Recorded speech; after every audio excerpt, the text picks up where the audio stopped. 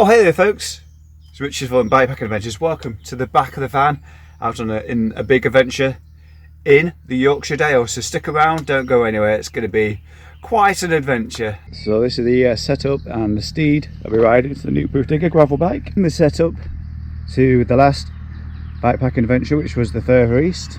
Except at the front, the only kind of main difference is I've not used the cage, because at the moment I've only got one cage, although I've got another one on the way. So instead I put the camping stuff on the handlebars right there. So I'm here in beautiful West Yorkshire, just heading into the town of Skipton. The official route starts from the train station, so you fancy doing this route and you want to ride by train.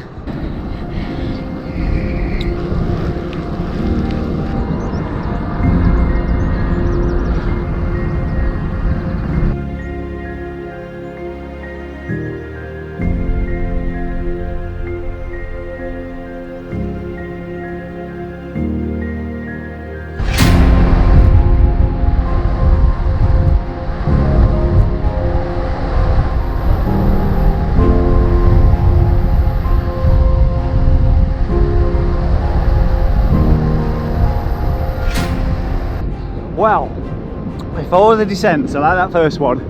I'm in for a great weekend. Well, I can tell you what, I'm going up Skrehome Road. So it leaves me the first section going off road, and it's already pretty steep.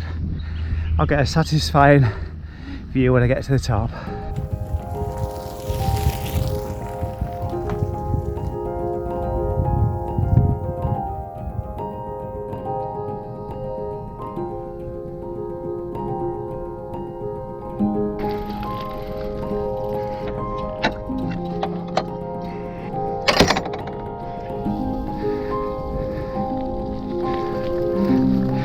Near the top of Skrehome Road. It must be an old Roman road or something. It doesn't resemble a road in my eyes.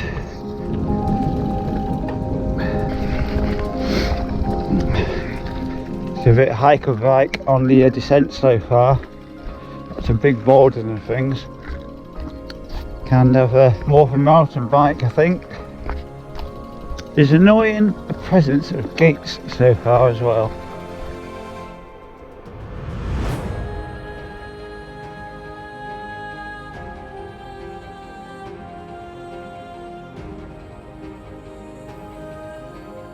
Just on the boundary road, and I discovered a bit of a bothy. Certainly going to get you out of the elements should the weather turn. This is it from the outside. It's a bit wet, as you can see. It's a kind of formal building for ramblers or something. More gates than Manchester Airport.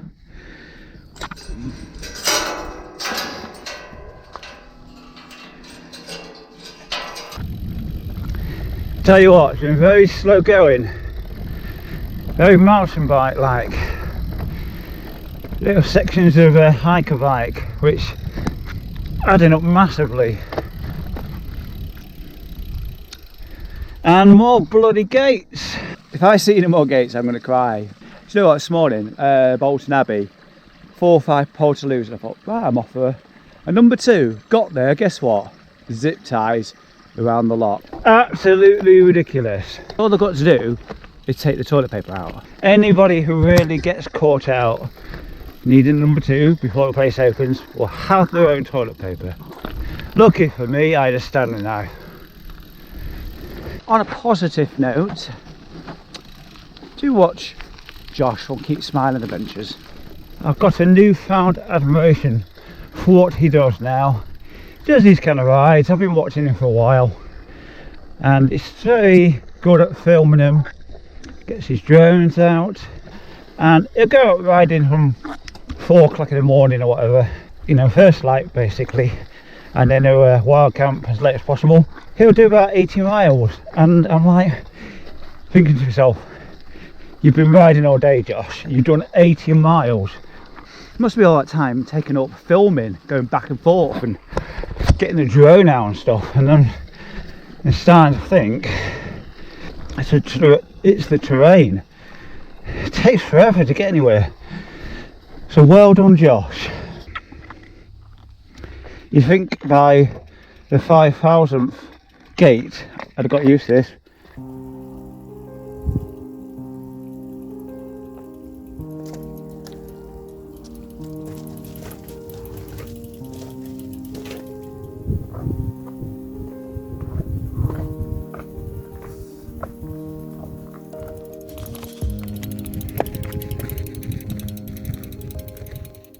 Time for lunch.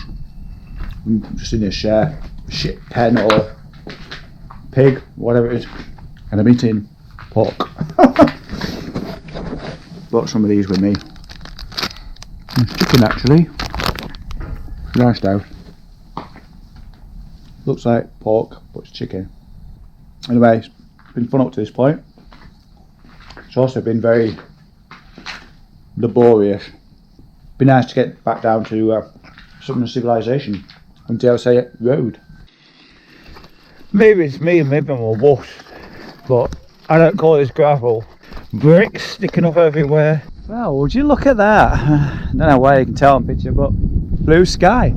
I don't know if it's the weather, but don't think so necessarily. I think it's just that we're that high up, 530 metres or something like that. And I'm just about to go flying down there, so I use the word flying sparingly. Unfortunately, up to now, the descents haven't filled me with confidence.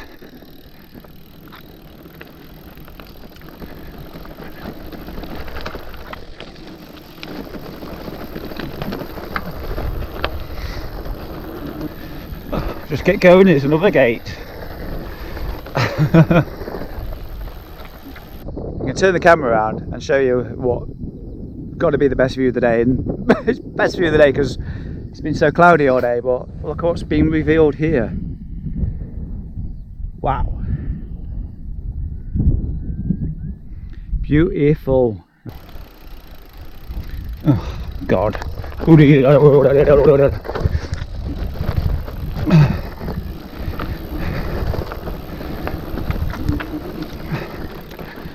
do you know?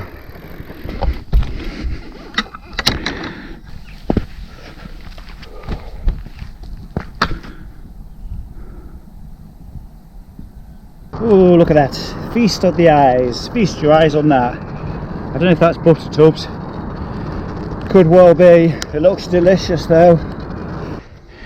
According to the Garmin, I should have gone on to the Buckden Rake. Lucky for me, I'm joining it a little bit further up. I am not going to miss anything, cut anything out. I got a feeling the Buckden Rake is very much off-road, hike and bike. Oh, up at Wharfdale. I tell you what, I should have stayed on the road. That was totally not worth it. I mean, totally not worth it. That 3 or 4 gates, ridiculous. I shouldn't have joined back on the rake and just kept going. So heading towards 90k, and in the general direction of Hawes. The route doesn't go into Hawes though, so I'm going to get as close as I can. Look out for the road sign and then take it. Need to get some food, something to eat. So I told myself earlier on in the day this morning that my goal each day should be at least 100 kilometres. And this first day has been really, really difficult.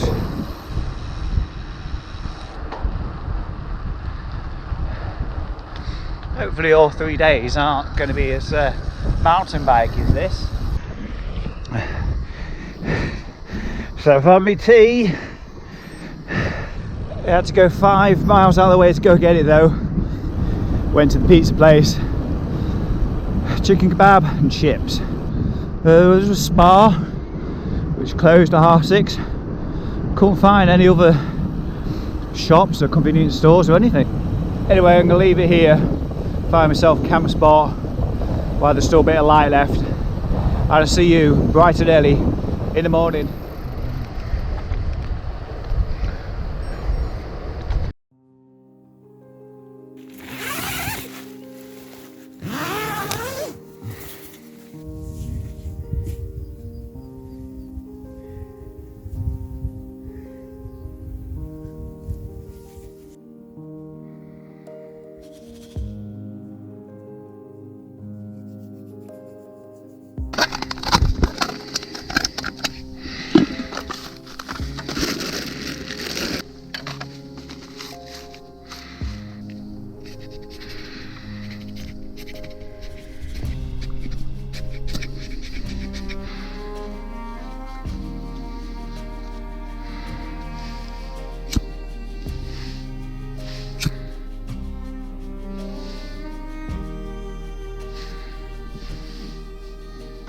Good morning folks, time for breakfast.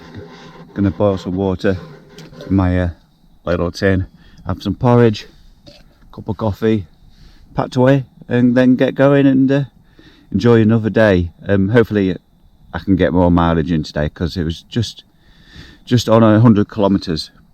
I'm surprised that I've done such a short distance, to be honest. So hopefully today I can do a little bit more, and that should leave me less to do on the third day. But anyway, that's well alight now, so I'm gonna get some water boiling. Actually wait for that blue ring now. I think I've got it. Yeah, still going. Okay, it's finally time to say goodbye to this place I stayed at. Actually, yeah, it's absolutely stunning, but we're going to play that game of what I could have won and continue the rest of the journey.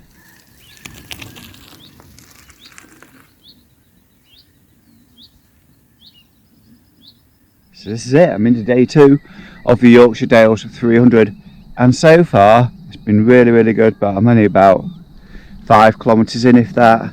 Been all grassy tracks and things, although there was a bit of a push up earlier where I'd kind of come off route. That's what I'm learning quickly, is navigation off-road. You've really got to keep an eye out for the track, and I could do with some totally clear glasses, I think, because you lose it at time. It looks murkier than it is. Anyway, I'm really enjoying the Yorkshire Dales 300 so far, so let's continue into day 2 of the Yorkshire Dales 300.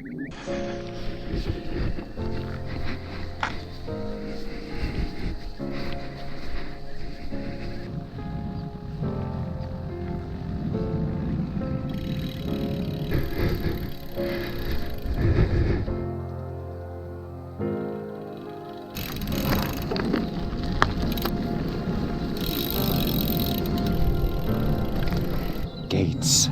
Don't you just love the gates?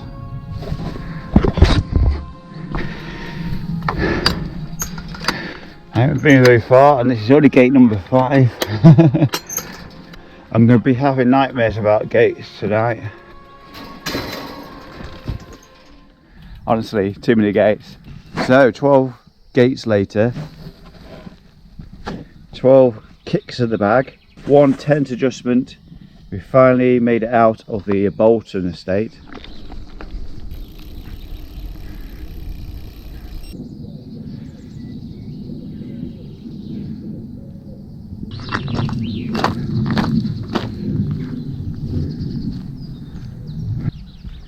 It's amazing. I hope you got that. I hope you know it's actually in view. There we go. Please purchase a garden ticket.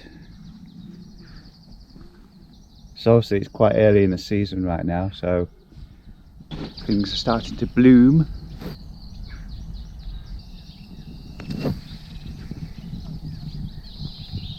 Well, I've done 7k in an hour and a half. So slow. Whoever said this can be done on a gravel bike was stretching the truth just a little bit. Beautiful. Look at this though. Absolutely stunning. And I believe this is a bothy. Oh, there's somebody in there this morning. I didn't want to disturb them. I was having the breakfast. Gravel bike as well, after what I just said. So I might just take a quick nosy in here though.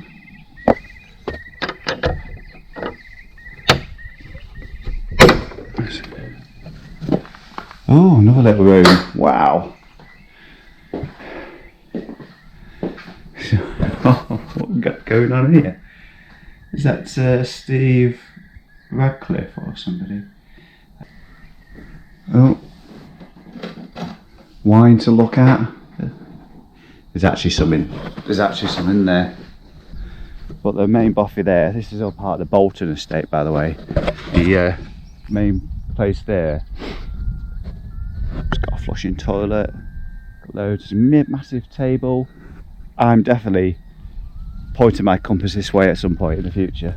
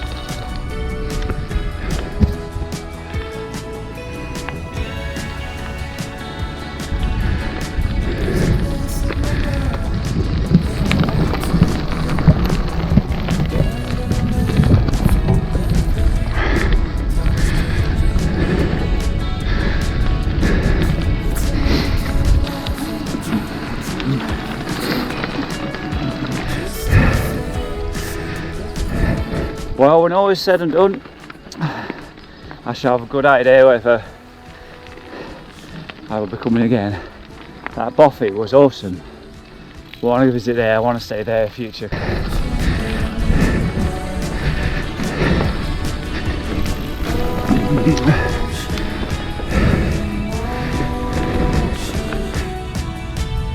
This place is both stunning and weird. What could have possibly made that hole?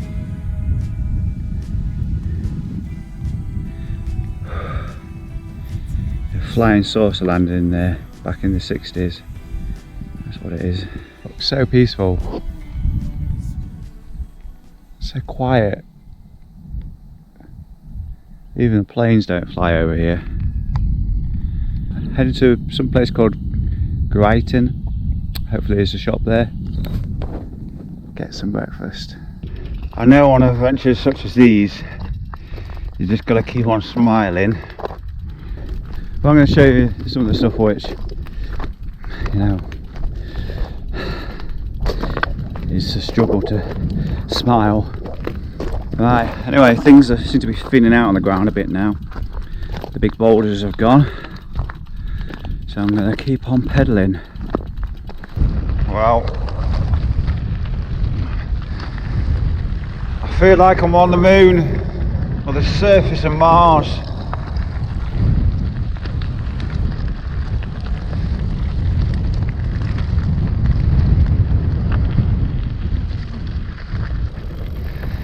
It's great to know there's still places like this that exist.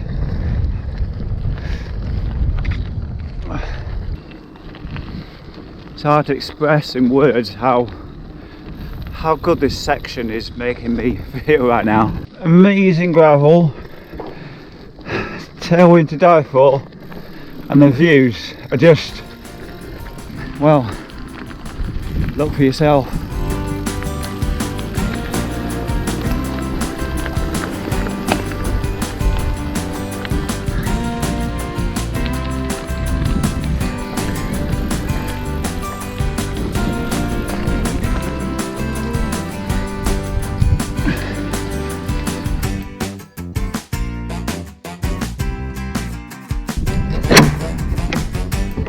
Oh my god.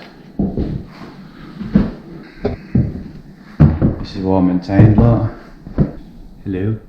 There's gloves, some candles, even a lighter just in case you forgot to pack one.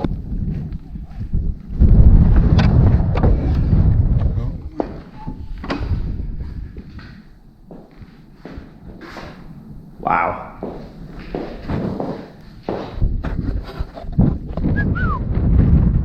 Oh my god.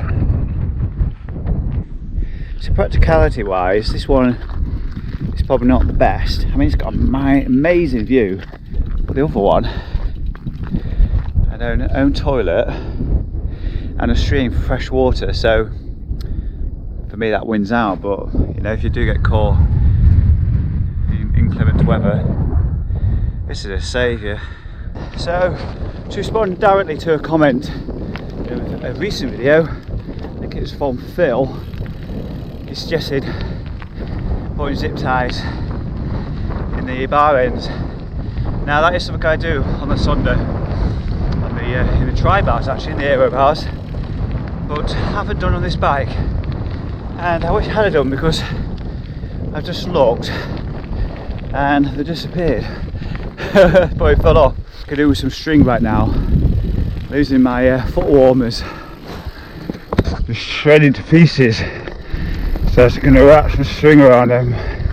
The actual string was wrapped around the zip ties, as you probably saw, so I haven't got either of those anymore.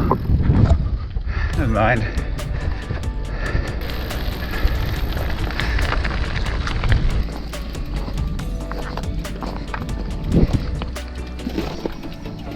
Certainly some wild camping spots just here, next to the running water.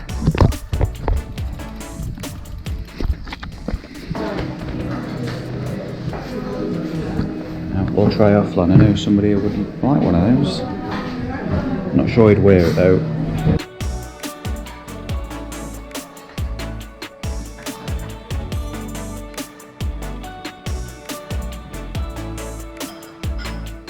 Ah, brilliant, that's quick, thank you. Wow. Feast your eyes on that. Oh, lovely.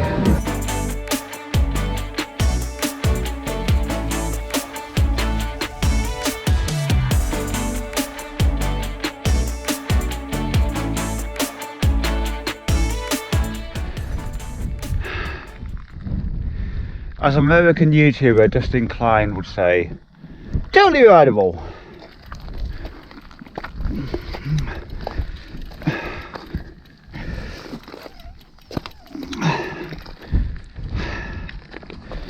Totally rideable by what? And why the steps sideways? This is what you call character building. I tell you, Josh from Keep Smiling Adventures does not show you this part of the experience. I guess if you did, you'd never come here and experience it for yourself. It's quite a challenge, as you can see.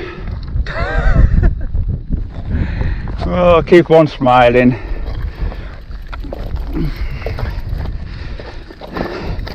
Keep on smiling, he says. Stunning. That was one of the hardest climbs to push my bike up so far. That was Herculean. Don't know where I got the energy from. So I've got a footpath there,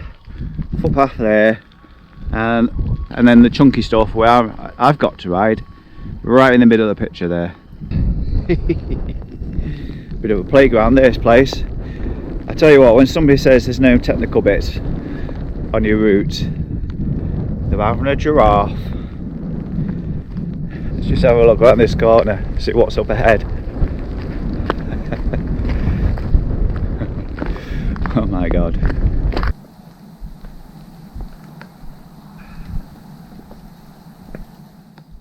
Oh.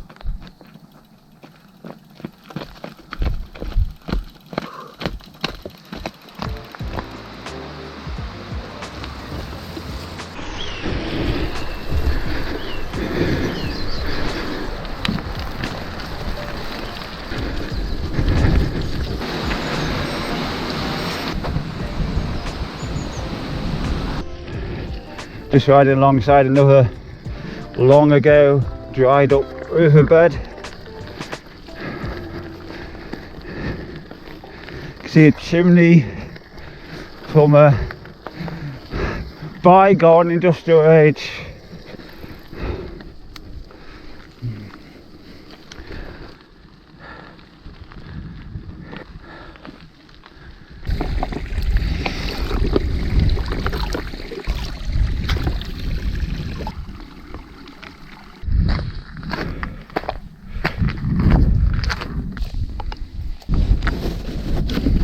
If you suffer with vertigo, I urge you to turn away right now. God, that's hard to see on camera, but does that help? Basically, it's a gorge and a little narrow track all the way down. It's pretty scary and it's going to take a while. Looking down there, looks like I'm going into the gates of Mordor. Oh my god. Bunting, mountain dressing floor. Bunting level was the main access into the workings on the east side of the Gunner Side Gill. And it was mining all the way into the late 18th century. Signs of a fire there, but yeah, you'd have to be desperate to biffy down here. Got the idea of riding this from Josh from Keep Smiling Adventures. You must have twigged, I keep mentioning it. He did say there's no technical sections, and that was a technical section, if there ever was one. If I was going to pitch up, I'd pitch up here somewhere. Ooh! Don't get too close. I certainly need to brush up on my off-road skills. Forgive me if I don't want to ride half a metre from the edge. Ice cream weather. you know, I reckon I saw more shops when I was doing the Transcontinental than I have a couple of days in the Yorkshire Dales. So, ice cream, Coke, orange juice, crisps, crumble things, chocolate bar. When I saw the sign and I looked at the door, I thought, that's not got a lot of stuff in it. God. I was going to go to, it's called House, but I would take me out of the way a little bit. I didn't really want to go off course if I possibly could help it. So, yeah, thumbs up to the village store.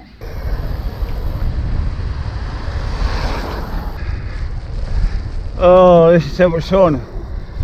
Headwind. I don't know how much you can see, whether there's loads of water on the lens or what, but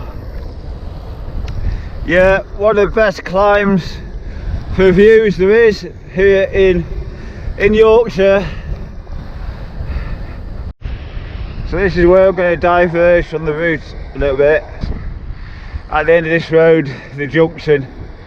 I'm not entirely sure how much it's going to cut out, but it'll cut out a meaningful bit of distance.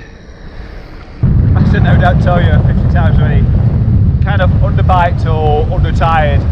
Underbiked for sure. So naturally I'm a little bit disappointed I don't have enough time to go around. I'll certainly come back for the Ribble Viaduct section at some point in the future. So I'm just heading towards the High Cam Road, I think it was. Just look back and probably can't see it, but there's my view, right centre picture, the Ribble Valley Viaduct. I trudge up this one. Tell you what, the browse map on Garmin's not that great, but 9 kilometres away is Ribble, or Horton Le Ribble, pretty sure. There's a co-op there and pizza shop, and hopefully I've got my villages right. This has got my villages wrong. I don't know, it's still going. If not, Settle is only 6 miles away, and it seems though I'm not sticking to the route. If I go off it, it don't matter, does it? So I'm in Settle having a Chinese, and Skipton is literally 25 kilometres away. I don't know if that's in focus. So tempted just to head back to Skipton because it's going to be dark in 45 minutes, and I've got about 15k before I get to any off-road stuff, so I can just get back to Skipton, sleep in the back of the van, I think. Although I feel a bit of a cop out, but there we go. Well folks, yeah, back alongside a busy lay-by. Slept in the van last night. Amazing experience doing the Yorkshire Dales 300. I'm not annoyed. I'd like to have got all the way around. Maybe I'll come back.